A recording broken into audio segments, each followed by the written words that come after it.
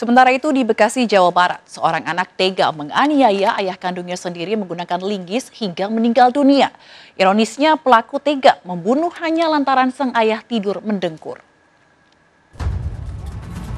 Warga Sukamakmur, Kabupaten Bekasi, Jawa Barat digegerkan dengan tewasnya Juminta, penghulu desa. Tim identifikasi Polres Metro Bekasi yang datang ke lokasi menemukan banyak luka bekas benturan benda tumpul pada bagian kepala dan tubuh korban.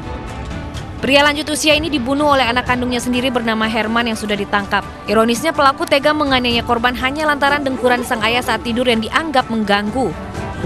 Tidur itu, bapaknya itu tidurnya ngorok, berisik. Nah, akhirnya menurut keluarga orang tersebut mengalami gangguan kejiwaan. Namun lebih ini lagi kita dibawa ke rumah sakit. Oh gitu. Tapi bener pakai linggis kan? Ya sementara pengakuan.